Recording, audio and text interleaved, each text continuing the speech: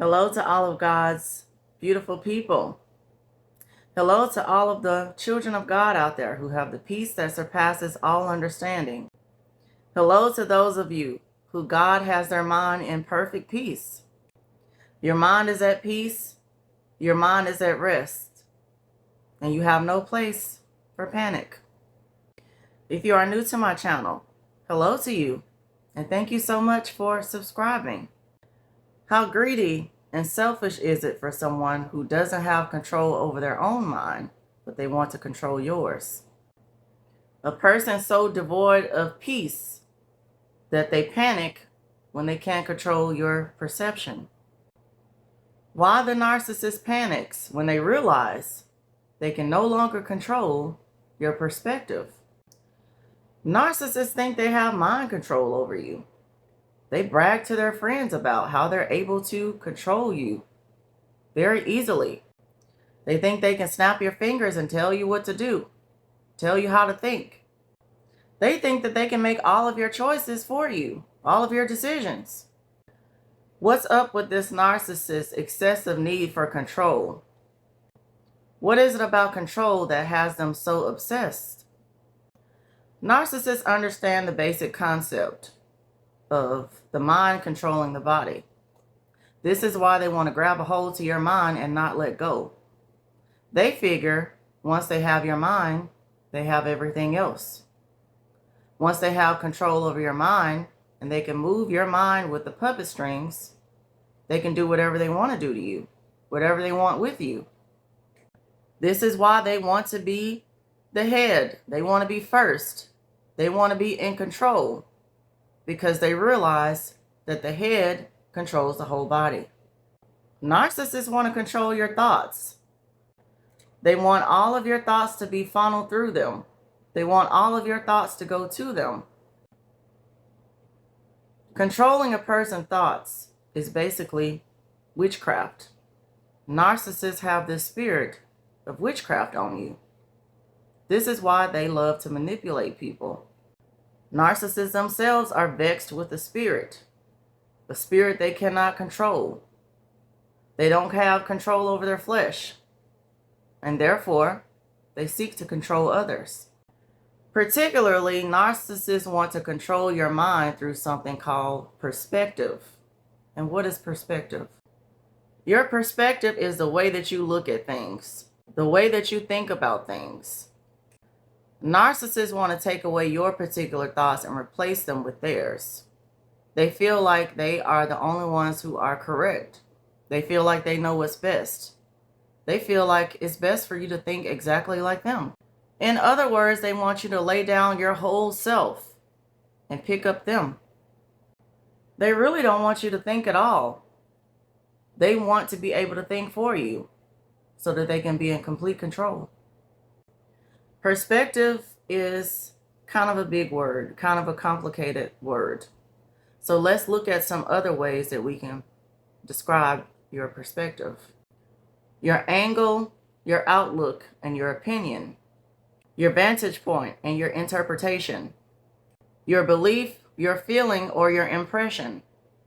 Your judgment, your mindset, your conviction. Your verdict, your take on things. Your spin, your frame of reference, and your view. Think of all of these things as something the narcissist finds very desirable to control. When you think about the umbrella of tactics that the narcissist uses on you, you will realize that they all involve control of your perspective, of your mind. Think about brainwashing. Think about gaslighting, word salad, the Hoover, future faking. All of these aspects of narcissistic behavior are about controlling your mind. They use all of these on you at any given time, at any different combination, so that they can successfully control your mind and your perspective. When you realize that God has given us free will, He gives us free will to make our own decisions and our own choices. you understand that a narcissist is purely and completely demonic. Any spirit that desires to take control over you, possess you, take over your thoughts and your mind is demonic. God doesn't even control our thoughts. Who is it that the narcissists think that they are, that they can control your thoughts? They want to convince you to think the way that they think, to accept their doctrine, to not hold your own. When they brainwash you, they're trying to take control of your perspective. They don't want you to believe things happen the way that they actually happen, the way that you believe them. They want to convince you that they happen another way or that they didn't happen at all. When they do word salad, they want to confuse your brain. They want to turn it around like a tumbleweed. They want to mix up words. They want to make you think that you said something that you didn't say. They want to twist your words and they want to twist theirs too.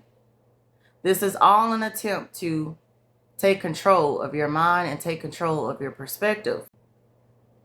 When they use the Hoover on you, you've already made up your mind. You've already made up your mind that you're going to leave them. You have left them. And they engage in this hoovering tactic, this hoovering behavior to get you to change your mind. They try to take away your sober mind and your sound mind. They try to control your very decisions, undo the decisions that you've already made. They try to convince you that you are wrong and you shouldn't have done what you did. They try to convince you that you had no grounds to do what you did. You had no grounds for making the decision that you've already made. When they future fake you, they're trying to tell you that there's something good in the future when you know that it's not, as far as the relationship between the two of you. They're trying to make you think that if you give them another chance, that things are going to be different in the future. And there's no such thing as that. But they want to control your perspective that you have of the future. You're already thinking it's doomsday. You're already thinking it's a lost cause. You're already thinking that you need to wash your hands of this narcissist. And they're going to try to future fake you and control your mind and your perspective. Jeremiah 29:11 says, God knows the thoughts that he has for us. He knows the thoughts that he thinks towards us. They are thoughts of peace and not evil, to give us an expected end.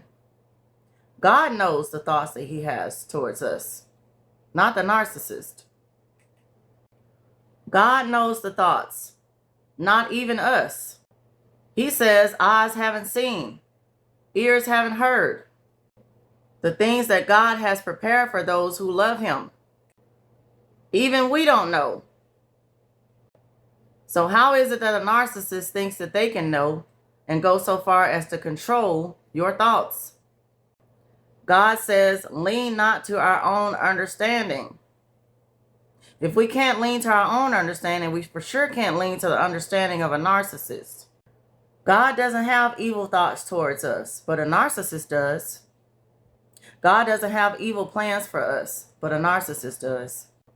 There is no way you can allow a narcissist to control your thoughts or your perspective. God says, let this mind be in you, which is also in Christ Jesus. You can't give your mind over to a narcissist. You need to keep your mind stayed on Jesus. Isaiah 55:8 says, my thoughts are not your thoughts, neither are your ways my ways. Even God has separated his thoughts from our thoughts. Who is a narcissist to try to mash them in together and make them as one? Even God says his thoughts are separated from our thoughts. So who is the narcissist to try to make your thoughts their thoughts? To try to make their thoughts one with yours? This is nothing but a selfish, controlling spirit that the narcissist has. And it's truly demonic. There is a situation and a circumstance where we must control our own thoughts. 2 Corinthians 10:5. Casting down imaginations and every high thing that exalts itself above the knowledge of God, and bringing into captivity every thought to the obedience of Christ. The only time our thoughts should be controlled by us is when they don't line up to the will of God, when they don't line up with the word of God, when they are wicked, when they are demonic, when they involve idolatry, such as that spirit of a narcissist that will try to control your thoughts and your perspective. When a narcissist tells you something like you ain't nothing, that must be cast down. When they try to tell you something like you ain't going nowhere, that needs to be cast down. When they try to tell you something like you ain't going to be nothing without me, that must be cast down. It must be taken captive, and it must be brought under the obedience of God. Every demonic perspective, every high and haughty thing must be brought down. What is it about the narcissist realizing that they can no longer control our perspective because our mind is completely in Jesus that makes them panic? When they realize that they can no longer control the way that you think, that you have a made-up mind that will not be changed, what is it that makes them panic? First, let's describe what panic is. What is it that the narcissist feels? When they realize they can't persuade you, they can't move you, they can't sway you, they begin to panic. And this panic is a sudden, strong feeling. Narcissists begin to be in fear, in dread. They begin to get alarmed. They begin to get terrified, and they feel endangered. They have a painful agitation in your presence. They anticipate doom, because that's exactly what it will be. Essentially, when they realize that they can no longer control your perspective, that pedestal has been knocked from under them. They begin to take a fall. They begin to get casted down. They begin to be resisted. And this fear makes them flee. When they realize they can no longer control your thoughts and your perspective, they literally don't have a leg to stand on. They got their power from being able to control your mind. And now that they can't anymore, they don't have any power. They've been stripped of it. They now become weak. All of the words that they say begin to be obsolete. You don't have an ear to hear them anymore. Whatever they say to you rolls off your back. Controlling your mind was everything to them. It was their main way to control you. You have essentially unplugged the power cord on them. You've rendered them powerless. Controlling your mind was the steam engine that had them in your life. They are no longer the captain of your ship when you stop allowing them to control your perspective. They realize their agenda can go no further. They cannot reach what they set out to do. Their plans are not going to go through. This is why they panic. They panic because they've come to the end of their road. They know for a fact, after the panic will come the punishment. They know that they have to reap what they sow. They know that there's a price to pay for doing you wrong. They know that you have an expected end, and they do too, and they're not the same. This is what makes them freak out. This is what makes them try to backpedal. This is what makes them panic. Things have fallen apart, including their plans and their plots, all of their schemes, their traps. It's all done away with now. They are indeed facing doom because they can no longer groom. Keep your mind stayed on Jesus so that a narcissist can never get to it. Keep your mind sober so a narcissist can never cloud it with confusion. Keep your mind sound so that the noise of a narcissist will never crowd it out. Keep your mind renewed so that that old stuff that that narcissist is talking about cannot get through. If you want to make sure that the darkness of a narcissist never enters your mind again, never tries to control it, and never tries to take hold of your perspective, please make sure your mind is always in the marvelous light.